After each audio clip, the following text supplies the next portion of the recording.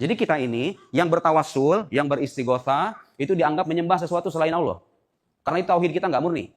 Tauhid kita itu mirip dengan tauhidnya orang musyrik. Hanya meyakini Allah sebagai Rob, tapi tidak meyakini Allah sebagai ilah. Sekali lagi pertanyaannya, di Al-Quran, Rob dengan ilah itu dipandang sama apa beda? Kalau jawabannya sama, berarti konsep tauhid, uluhiyah, rububiyah itu salah, tertolak. Tapi kalau ternyata beda, berarti mereka benar. Kita uji sama-sama sekarang. Assalamualaikum warahmatullahi wabarakatuh. Segala puji hanya milik Allah Subhanahu wa Ta'ala. Apa kabar sahabat semua? Semoga kita senantiasa dalam penjagaan dan rahmat-Nya. Hari ini, kita akan membahas sebuah kekeliruan berpikir yang sangat fundamental, sebuah syubhat yang kalau tidak diluruskan, bisa merusak pondasi akidah kita. Sahabat, belakangan ini ada yang bilang nih, katanya membedakan antara Rob dan ilah itu nggak ada dasarnya, bahkan dituduh sebagai ajaran baru. Wah, ini adalah kerancuan berpikir yang sangat berbahaya. Tapi faktanya justru kebalikannya.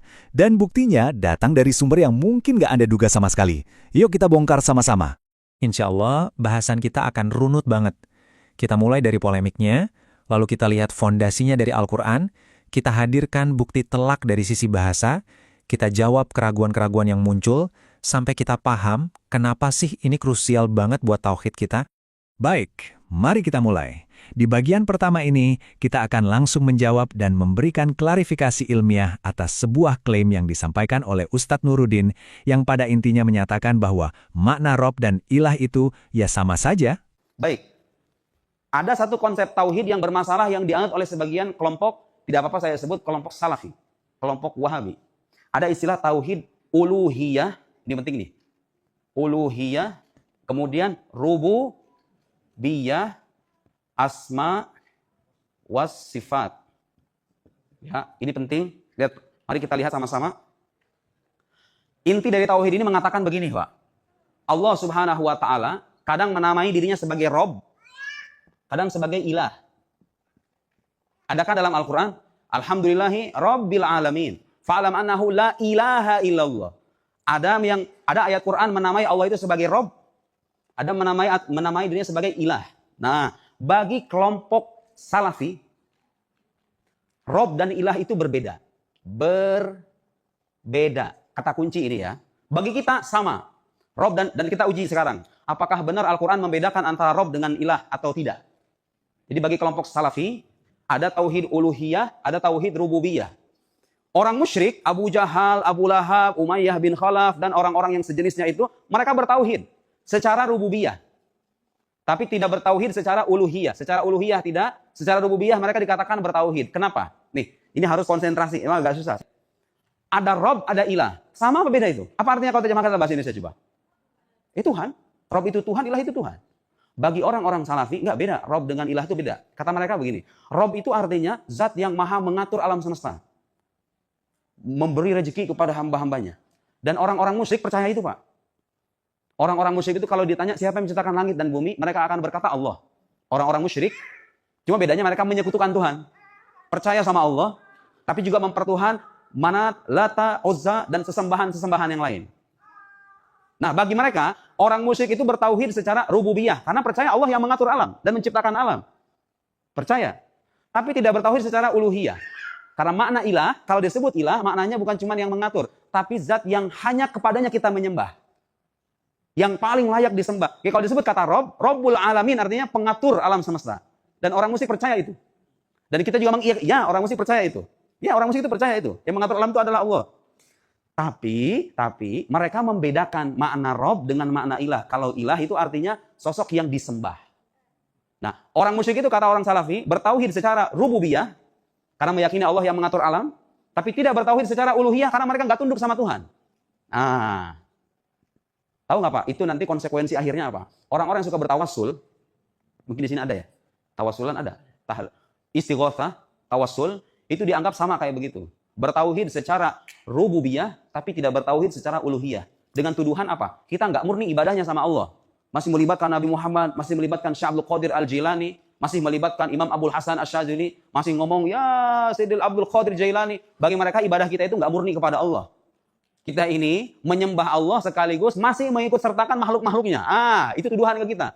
Bahwa kita ini bertauhid, tauhidnya mirip dengan tauhidnya orang musyrik. Hanya meyakini Allah sebagai Rob, tapi tidak meyakini Allah sebagai ilah. Karena ibadah kita itu masih tidak murni. Karena Anda masih menjadikan Nabi Muhammad sebagai perantara, Syekh Abdul Qadir Al-Jailani, Imam Fulan, Imam Fulan, Imam Fulan, dan lain-lain. Kita ini yang beramaliyah begitu dianggap tauhidnya mirip dengan orang musyrik. Sekarang, kalau kita bisa pastikan, oh Rob dan ilah ini maknanya sama, udah selesai ini. Tertolak sudah konsep tauhid itu. Dan sekarang mari kita lihat dalam Al-Quran, Rob dengan ilah itu maknanya sama apa beda? Kalau dia terbukti sama, maka konsep ini tertolak sudah. Nah, kalau dalam pandangan kita, Ahlussunnah wal Jamaah, orang yang meyakini Allah sebagai Rob, otomatis meyakini Allah sebagai ilah. Artinya kalau meyakini Allah pengatur alam semesta, maka konsekuensinya, dialah satu-satunya yang berhak kita sembah dengan sebenar-benarnya. Jadi ini saling berkaitan, ini Rob dengan ilah ini. Kalau bagi mereka enggak beda, Rob itu ya Rob, ilah itu ilah. Ada tauhid rububiyah, tauhid uluhiyah. Karena mereka meyakini ini beda, kalau bagi kita sama. Jadi inti dari syubhat ini tuh begini sahabat. Ada klaim bahwa tidak ada perbedaan yang signifikan antara kata Rob dan kata ilah. Akibatnya apa? Ya akibatnya pembagian tauhid menjadi rububiyah dan uluhiyah itu dianggap sesuatu yang dibuat-buat dan bermasalah.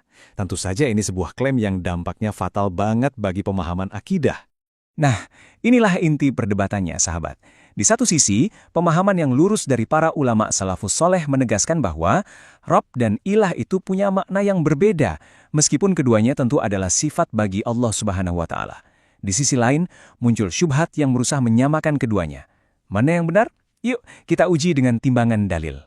Sekarang, mari kita gunakan timbangan yang paling adil dan paling tinggi, Al-Quran Al-Karim. Kita akan merujuk pada penjelasan ilmiah dari guru kita, Ustadz Abu Haidar As-Sundawi Hafizahullah, untuk memahami bagaimana wahyu itu sendiri membedakan kedua istilah ini. Singkatnya, pertanyaan itu apa perbedaan Rabb dengan ilah? Sebab dua-duanya dinisbatkan kepada Allah Subhanahu wa Ta'ala. Secara bahasa, Rabb memiliki banyak arti. Rabb bisa berarti pencipta, Rabb bisa berarti pendidik, Rabb bisa berarti pemelihara. Rabb bisa berarti pengatur. Seperti Allahumma warhamni, doa kepada orang tua, Rabbighfirli wa liwalidayya warhamhuma kama rabbayani shaghira. Ampuni orang tua kami dan pelihara mereka sebagaimana mereka memelihara kami sejak kami kecil. Rabb di sana pemelihara. Rabb juga bisa berarti pendidik. Kita pernah mendengar di UIN atau beberapa perguruan tinggi Islam ada fakultas namanya Fakultas Tarbiyah. Berasal dari kata Rabba yurabbi tarbiyatan. Tarbiyatan artinya apa arti Fakultas Tarbiyah? Fakultas pendidikan. Berasal dari kata Rabb. Oleh karena itu Rabb mengandung makna pencipta, pemelihara, pengatur, pendidik, pengembang dan yang sejenisnya. Alhamdulillahirabbil alamin, segala puji bagi Allah Rabb semesta alam. Rabb semesta alam di sana maknanya pencipta semesta alam ini, pengatur ya, termasuk yang mengembangkan alam ini, termasuk yang memberi rizki kepada seluruh penghuni alam ini dan seterusnya.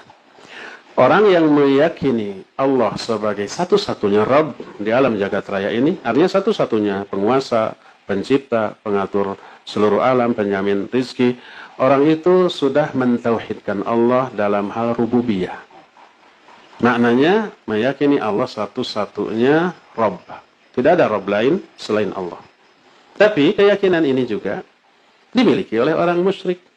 Orang musyrik meyakini pemilik alam jagat raya, penguasa pencipta ini Allah. Wa idza sa'altahu man khalaqas samawati wal ard la yaquluna Allah. Kalau kamu bertanya kepada orang musyrik siapa pencipta langit dan bumi, pasti mereka menjawab Allah. Siapa pemilik arsy yang agung, pasti mereka akan menjawab Allah. Itu orang musyrik juga begitu. Tapi dengan keyakinan itu mereka tidak otomatis menjadi muslim. Yang pertama. Mana Rabb? Kedua, nah ini yang inti. Ilah. Apa makna ilah? Ilah maknanya al-ma'luh. Al-ma'luh itu al-ma'bud hubban wa ta'ziman. Makna ilah adalah zat yang disembah karena kecintaan dan pengagungan. Oleh karena itulah maka orang yang meyakini Allah sebagai satu-satunya Rabb, mestinya konsekuensinya pasti orang itu meyakini Allah sebagai satu-satunya ilah. Satu-satunya yang disembah. Karena dia satu-satunya yang menciptakan, mengatur, merajai, menguasai, memberi rizki. Kalau dia satu-satunya, dia aja yang disembah. Kan mestinya begitu. Yang lain nggak berhak disembah. Konsekuensi dari tauhid ar-rububiyah harus melahirkan tauhid al-uluhiyah. Jadi ilah itu adalah sesembahan yang hak disembah. La ilaha illallah, tidak ada sembahan yang hak selain Allah. Makanya sering Allah kaitkan perintah untuk beribadah dengan alasan karena Allah telah menciptakan. Seperti contoh dalam surah Al-Baqarah ayat yang ke-21.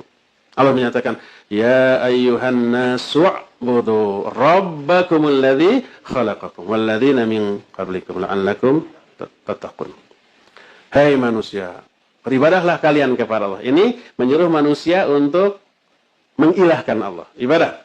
Kenapa? Alladzi khalaqakum, karena Allah telah menciptakan kamu. Menciptakan kan Rabb. Walladzina min qablikum, dan menciptakan orang-orang sebelum kamu. Kenapa manusia harus ibadah? Karena Allah telah menciptakan manusia dan seluruh alam ini. Jadi dari tauhid rububiyah wajib dilanjut kepada tauhid al-uluhiyah. Ini yang tidak dilakukan oleh orang musyrik. Orang musyrik meyakini Allah satu-satunya pencipta, tapi tidak menyembah Allah sebagai satu-satunya sesembahan. Mereka menyembah Allah apa tidak? Menyembah. Orang musyrik menyembah Allah. Kenapa disebut musyrik? Karena selain menyembah Allah juga menyembah. Nah itu. Jangan sampai masa orang yang suka sholat disebut musyrik. Ada orang yang suka sholat tapi kita katakan musyrik. Ada. Kenapa? Karena selain dia sholat, saum juga menyembah ke kuburan, ke orang yang sudah mati. Katanya la ilaha illallah, tidak ada sembahan selain Allah. Dia nyembah Allah, nyembah juga yang lain. Orang musyrik menyembah Allah. Orang musyrik tidak keberatan kalau harus ibadah kepada Allah. Yang mereka keberatan adalah harus meninggalkan sesembahan lain selain Allah. Seorang sahabat, Imran bin Husain, sebelum masuk Islam ditanya, Kam ilahan ta'bud? Berapa sesembahan yang kamu sembah? Berapa ilah yang kamu sembah? Dia menjawab, sab'ah. Kayak dia. 7. Wahid fis sama, wa sittah fil ard. 1 yang ada di langit, itu Allah. 6 lagi ada di muka bumi. Patung-patung segala macam. Lalu ditanya oleh Nabi, ilah yang mana yang paling kamu takuti ancamannya dan kamu paling harapkan rahmatnya? Dia bilang, alladzi fis sama, yang ada di langit. Akhirnya kata Nabi, u'budhu wahdah watruk ma siwah. Kalau begitu, sembah itu aja satu, tinggalkan sisanya. Akhirnya dia masuk Islam mengucapkan 2 kalimat syahadat. Jadi orang-orang musyrik menyembah Allah karena meyakini Allah satu-satunya pencipta. Lalu kenapa disebut musyrik? Karena selain menyembah Allah juga menyembah selain Allah, ya. Wallahu a'lam bishawab. Pertama, apa itu Ar-Rabb? Secara bahasa dan syariat, Ar-Rabb itu mencakup makna sang pencipta, sang pemilik mutlak, sang pengatur segala urusan, dan juga sang pendidik yang memelihara seluruh makhluknya. Nah, inilah esensi dari Tauhid Rububiyah. Kita mengesahkan Allah dalam perbuatan-perbuatannya. Selanjutnya, apa itu Al-Ilah? Kata ini artinya adalah Al-Ma'luh, yaitu satu-satunya zat yang menjadi tujuan ibadah, yang disembah dengan puncak rasa cinta, takut, dan pengagungan. Inilah dia esensi dari Tauhid Uluhiyah. Nah, sekarang perhatikan bukti telak dari Al-Quran ini. Allah Subhanahu wa Ta'ala mengabarkan bahwa kaum musyrikin Quraisy, kalau ditanya siapa yang menciptakan langit dan bumi, jawaban mereka tegas, Allah. Ini artinya apa? Mereka mengakui Allah Subhanahu wa Ta'ala sebagai Rabb, sebagai sang pencipta. Tauhid rububiyah mereka pada dasarnya nggak bermasalah. Lantas, di mana letak kesesatan mereka? Nah, disinilah kuncinya. Mereka mengakui Allah Subhanahu wa Ta'ala sebagai Rabb, tapi mereka menolak untuk menjadikan Allah Subhanahu wa Ta'ala sebagai satu-satunya ilah. Mereka juga menyembah berhala, menjadikan Lata, Uzza, dan Manat sebagai sesembahan. Inilah sebabnya Rasulullah SAW diutus dan mereka diperangi. Bukan karena mereka ateis, tapi karena mereka melakukan syirik dalam uluhiyah. Jelas sekali kan bedanya? Oke, sekarang kita akan hadirkan kartu asnya. Mungkin ada yang masih berpikir, ini kan cuma tafsiran kelompok Salafi saja. Eits, tunggu dulu. Untuk menjawab tuduhan ini, kita akan lihat bukti dari sisi bahasa Arab murni, dan saksinya justru bukan dari kalangan kita. Rabbun dengan ilahun.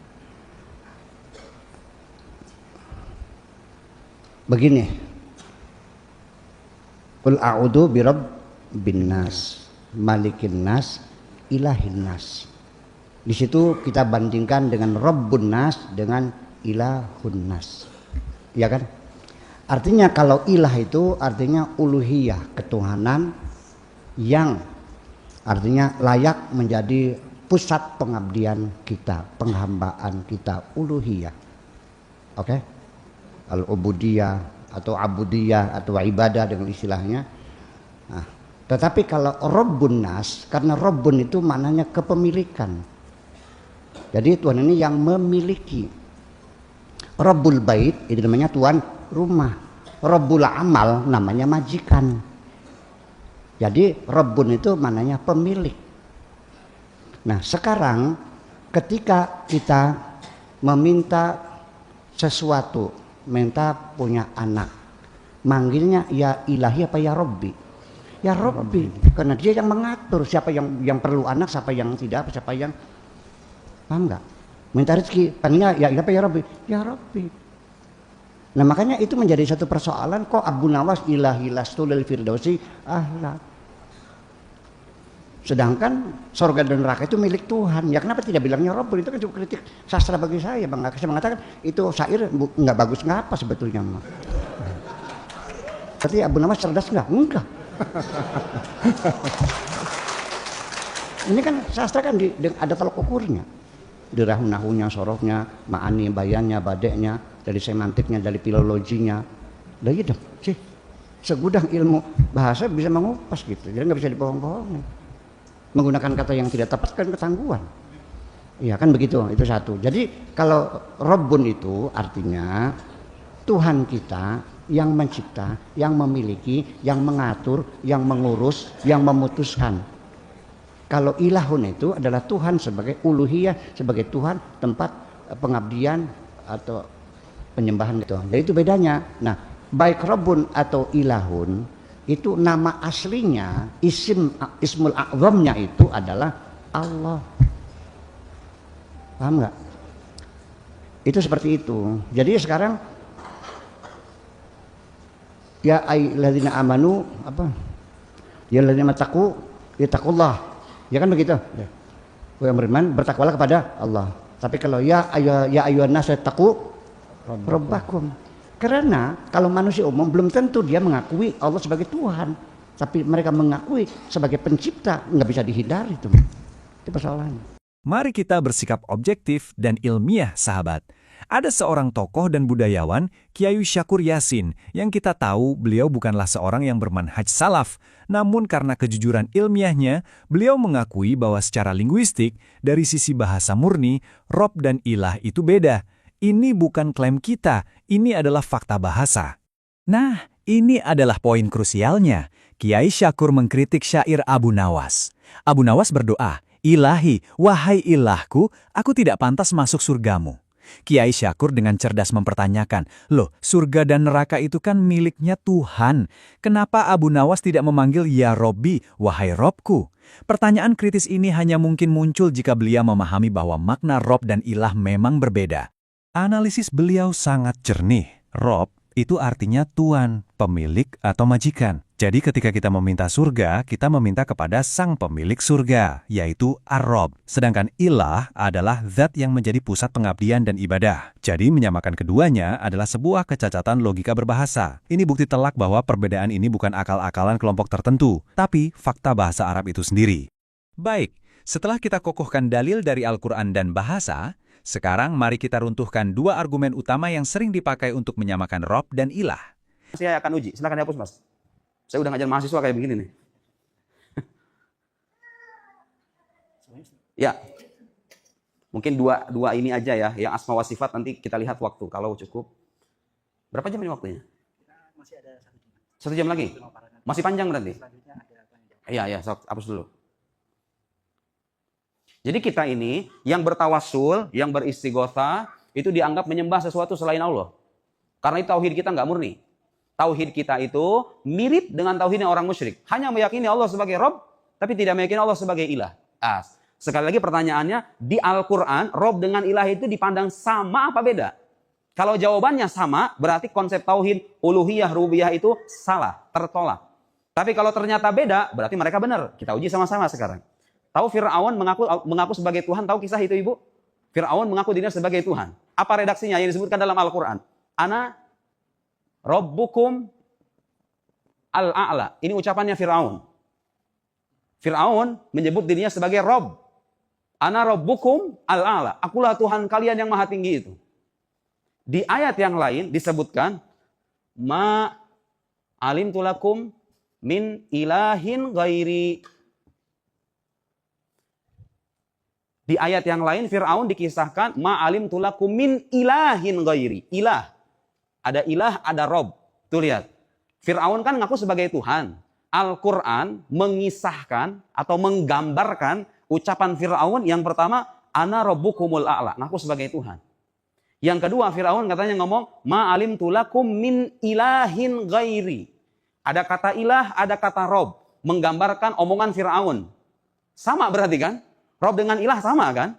Karena Fir'aun menyebut dirinya sebagai Rob, sekaligus sebagai ilah. Ngaku sebagai Tuhan. Tuhan dalam arti dia merasa dialah yang layak disembah sama Bani Israel itu. Contoh lain, ini satu. Lihat di sini tidak ada perbedaan antara Rob dengan ilah. Maknanya ya sama, Rob ya ilah, ilah ya Rob. Gak bisa dibeda-bedain. Gak ada istilah tauhid rububiyah, gak ada istilah tauhid uluhiyah. Mari kita kembali kepada kalimat syahadat. Bunyi syahadat itu la ilaha illallah. Kalau saya mengikuti konsep tauhid uluhiyah dan rububiyah, ini syahadat nggak lengkap. Karena hanya mengakui Allah sebagai ilah saja, nggak ada robnya, betul nggak? Harusnya kalau konsep tauhid uluhiyah dan rububiyah itu benar, syahadat itu nggak cuma begini doang. Ada la robba illallah. Iya kan? Kalau emang rob dan ilah itu beda, harusnya tauhidnya nggak cukup dengan ini doang. Nggak cukup dengan kata la ilaha illallah doang. Harusnya ada juga la robba illallah. Betul nggak? Tapi ada nggak orang muslim, ulama muslim yang bilang, kalau orang bersyahadat la ilaha illallah, tanpa la robba illallah, syahadatnya tertolak. Ada nggak yang bilang begitu? Nggak ada. Nggak ada. Di alam kubur, Pak. Kita semua tahu itu. Pertanyaan malaikat untuk menguji keimanan kita, pertanyaannya apa redaksinya? Bagus. Man robbuk. Harusnya, kalau tauhid itu ada dua, uluhiyah dan rububiyah, harusnya pertanyaannya apa? Man ilahuk juga, ya kan? Tapi cukup dengan bertanya, man robbuk, udah selesai. Itu imannya benar. Kalau jawabannya Allah. Man robbuk, Allah, udah selesai dia beriman. Kita akan jawab syubhat tentang Fir'aun dan pertanyaan di alam kubur. Syubhat pertama, Fir'aun kan mengaku ana rabbukumul a'la, aku adalah Rob kalian yang tertinggi. Tapi di ayat lain, ia juga mengaku sebagai ilah. Bukankah ini bukti bahwa Rob dan ilah itu sama? Jawabannya, justru ini adalah bukti keduanya beda. Perhatikan baik-baik, Fir'aun membuat dua klaim yang berbeda. Saat ia berkata, ana rabbukumul a'la, ia mengklaim otoritas politik sebagai pengatur dan penguasa tertinggi Mesir. Saat ia mengaku sebagai ilah, ia mengklaim hak untuk disembah oleh rakyatnya. Ia mengklaim dua posisi sekaligus, bukan karena dua kata itu artinya sama. Justru karena maknanya beda, ia perlu mengklaim keduanya. Syubhat kedua. Kalau tauhid uluhiyah itu sangat fundamental, kenapa pertanyaan di alam kubur adalah man robbuka, siapa robmu, dan bukan man ilahuka, siapa ilahmu? Ini juga argumen yang sering mereka ulang-ulang. Jawabannya sangat logis, sahabat. Pertanyaan man robbuka adalah pertanyaan kunci yang mencakup segalanya. Karena jika seseorang benar-benar mengakui Allah Subhanahu wa Ta'ala sebagai Robnya, sebagai Tuannya, pemiliknya, dan pengaturnya, maka konsekuensi logis dan wajibnya adalah ia hanya akan beribadah dan menyembah kepada Robnya itu saja. Pengakuan rububiyah yang benar pasti melahirkan ketaatan uluhiyah. Itulah ujian sejatinya. Mungkin ada yang bertanya, untuk apa kita membahas ini semua? Sahabat, ini bukan sekedar perdebatan istilah. Ini menyangkut inti dari akidah dan berdampak langsung pada setiap tarikan nafas dan perbuatan kita. Kita lihat perjalanan para sahabat radhiyallahu anhum. Sebelum Islam datang, mereka sudah tahu ada satu Rob, satu pencipta di langit. Tapi di saat yang sama, mereka punya banyak ilah-ilah di bumi yang mereka sembah. Kemudian Islam datang dengan kalimat La ilaha illallah yang memurnikan ibadah mereka. Hanya menyembah ilah yang sejati, yang juga merupakan Rob semesta alam. Dan coba kita lihat realita zaman sekarang. Berapa banyak orang yang KTP-nya Islam, mengaku Robnya Allah Jalla Jalaluh, tapi ketika usahanya macet, ia datang ke dukun. Ketika sakit, ia percaya pada jimat. Ketika punya hajat, ia meminta-minta ke kuburan keramat. Secara lisan Robnya Allah Jalla Jalaluh, tapi secara perbuatan, ia telah mengambil ilah-ilah lain selainnya. Inilah bahayanya jika tidak faham perbedaan ini. Oleh karena itu, sahabat, mari kita bentengi tauhid kita. Kita sampai pada bagian akhir yaitu kesimpulan dan apa yang harus kita lakukan setelah memahami semua ini. Kesimpulannya sangat jelas dan tegas. Pertama, Rob dan ilah secara syariat maupun bahasa adalah beda. Kedua, memahami perbedaan ini adalah benteng utama kita dari segala bentuk kesyirikan. Dan ketiga, syahadat kita la ilaha illallah adalah deklarasi penolakan total terhadap semua ilah yang batil. Untuk memperkokoh pemahaman ini, kami sudah siapkan rekomendasi buku-buku akidah dasar yang bisa sahabat lihat di deskripsi di bawah. Ini adalah investasi terbaik untuk menjaga iman kita dan keluarga. Mari kita bantu luruskan akidah umat dengan menyebarkan penjelasan ini seluas-luasnya. Semoga menjadi amal jariah bagi kita semua. Semoga Allah Subhanahu wa Ta'ala menetapkan kita di atas tauhid yang murni hingga akhir hayat. Amin ya Rabbal 'Alamin. Wassalamualaikum warahmatullahi wabarakatuh.